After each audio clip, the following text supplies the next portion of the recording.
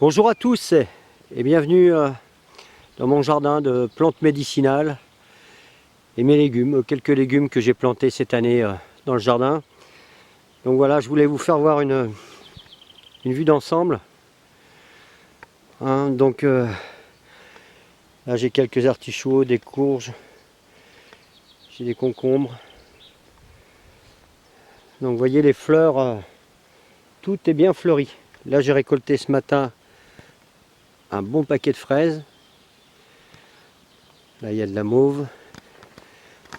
Les courgettes en serre, ça fait un moment que j'en mange, mais là dans le jardin, vous voyez, elles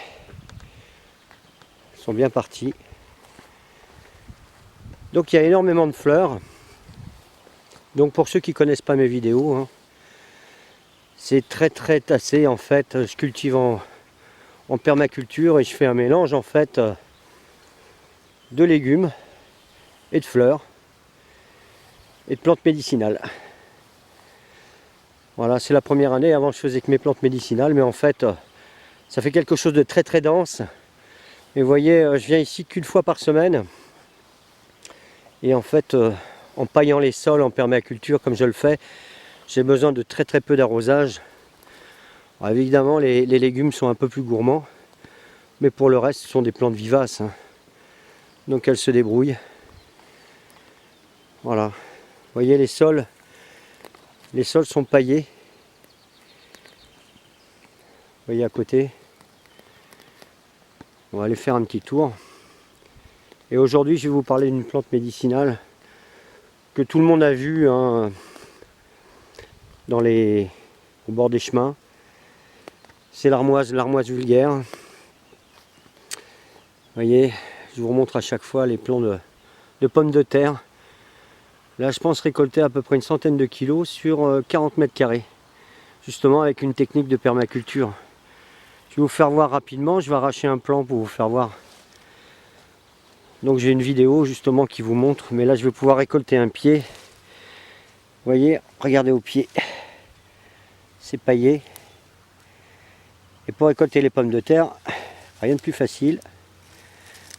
On tire et on va chercher les petites pommes de terre.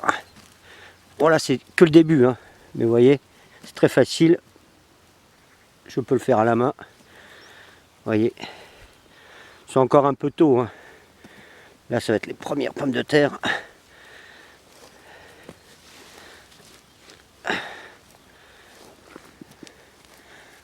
Je récolte tout à la main comme ça. Voilà, c'est des pommes de terre très petites. Mais voilà, regardez. Il suffit de regarder à la main. Ça va être un délice. Les toutes premières petites pommes de terre.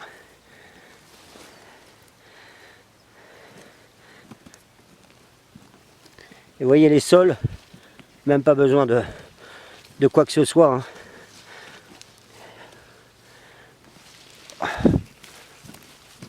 Alors comme c'est planté très serré, je vais vous montrer un autre plan à côté.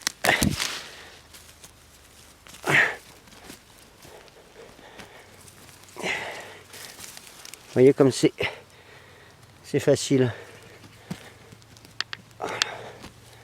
Voilà.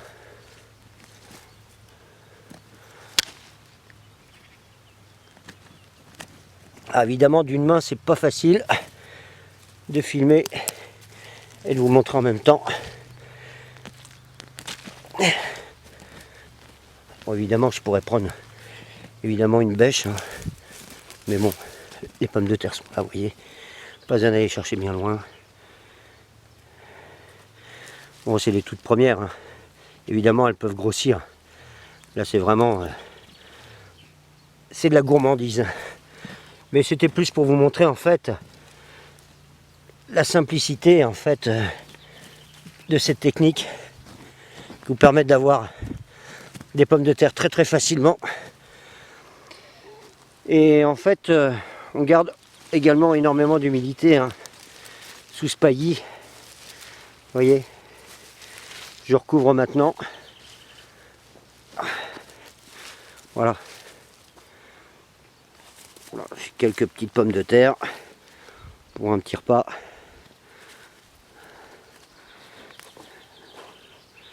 Voilà, c'est très petit, hein. Il faut évidemment les laisser grossir. Mais ça, avec des petites pommes de terre sautées comme ça, ça va être un petit délice. Voilà, vous voyez, c'est simple. Voilà ce que je voulais vous montrer. Puis vous voyez, il y en a encore quelques-unes encore à arracher, hein.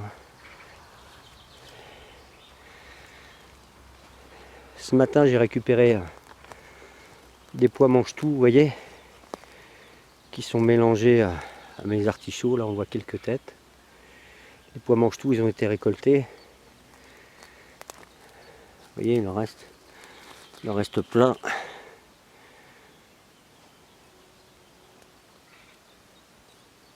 Vous voyez, voilà. Et là, j'ai les petits pois qui sont pas vilains non plus. Voilà.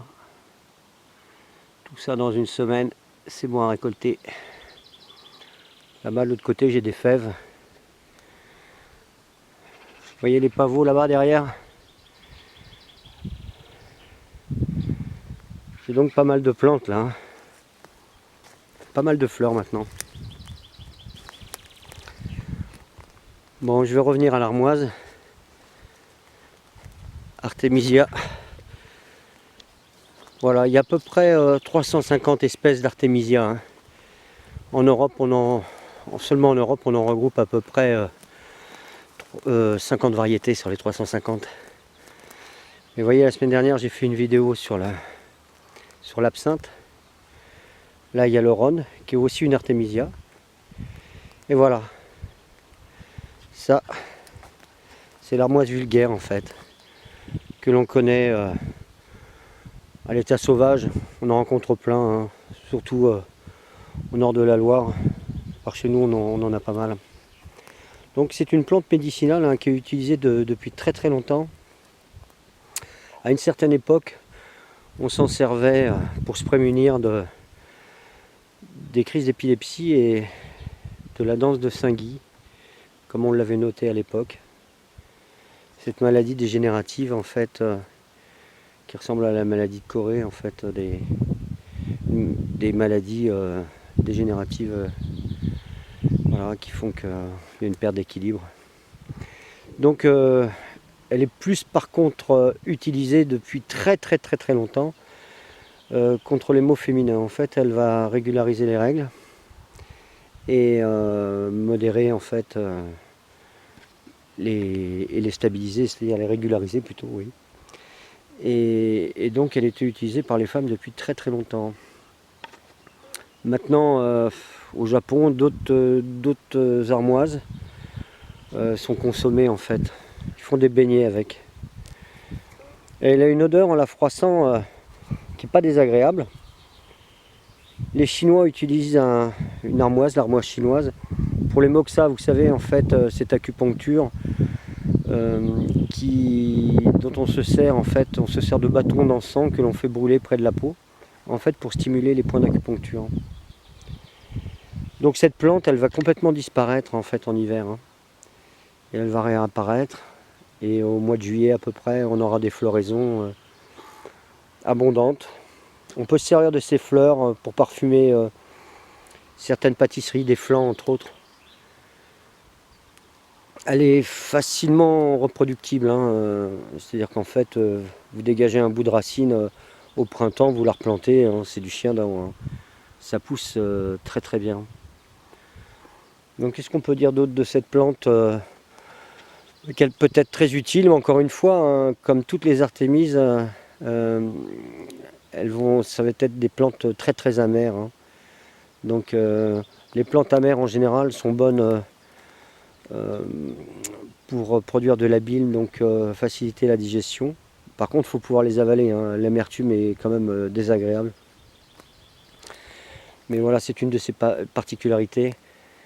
Et c'est une plante également, par son amertume, qui va être antipyrétique, c'est-à-dire qui va faire tomber la fièvre également, comme beaucoup d'armoises, hein, ou énormément d'armoises. Enfin, du moins celles que je connais. Voilà, ici vous en avez donc 3 variétés, hein. L'Artemisia vulgaris, le Rhône. Et là vous avez l'absinthe. Et je vous avais montré il y a quelques temps aussi l'Artemisia annua, une plante chinoise, dont je vous avais montré l'autre fois quelques images, mais dont je vous parlerai plus tard, parce que là elles sont encore petites. C'est une plante aussi précieuse hein, pour guérir les fièvres, et entre autres le paludisme. Mais ses autres particularités, ce serait de guérir aussi certains cancers. Voilà. Bon ben voyez, ça pousse, ça pousse. Voilà, il y a encore une fois la valériane qui est bien fleurie. Juste derrière, je ne sais pas si vous voyez, je détaillerai, là je ne peux pas avancer parce que j'ai le sommet devant moi. Il y a de la grandonnée, une plante assez rare mais assez sympa. Là j'ai les pivoines qui ont fleuri déjà, mais c'est dommage, elles étaient magnifiques. Le pyrètre, cette plante que je vous avais montré l'autre jour, qui est un insecticide naturel en fait. Hein. Voilà, pyrètre de Dalmatie. Parce qu'il existe aussi un pyrètre africain. La nigelle de Damas, là, qui est tout en fleurs blanches, là. Les lupins, alors les lupins que j'adore parce que c'est vrai que là maintenant ils vont être moins jolis après la floraison. Mais c'est une légumineuse, hein, ce qui fait qu'elle va stimuler la pousse des plantes qui vont être proches. Voyez, regardez comme c'est magnifique.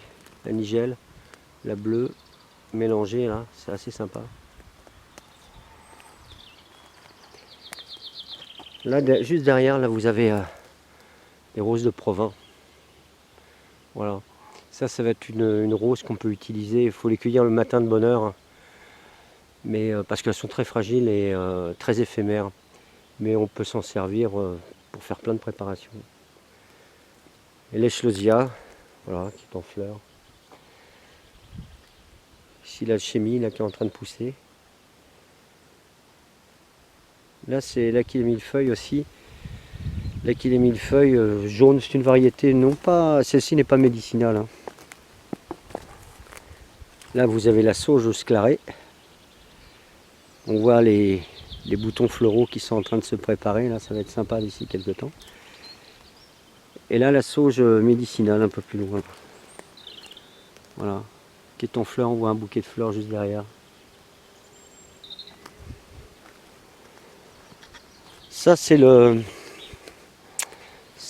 famille, c'est un Thanacetum, c'est la menthe coque en fait, qui a une odeur assez particulière, hein. Quand on la froisse, vraiment une odeur de menthe.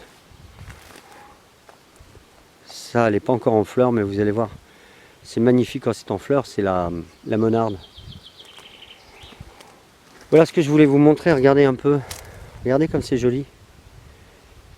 C'est du sureau, mais une variété rouge, vous voyez. Très très joli. Bon bah écoutez, voilà, là je vais finir de planter mes courges. Voilà le jardin dans son ensemble. Tout pousse bien. Bon bah écoutez, voilà pour la vidéo concernant l'Artemisia. Et sur une prochaine vidéo, bah, je vous montrerai une autre plante médicinale. Au fur et à mesure qu'elle pousse, j'essaie de les retrouver parce que ça commence, vous voyez la rue là qu'on voit jaune. À côté, voilà, le nom m'échappe, mais ça me reviendra la semaine prochaine.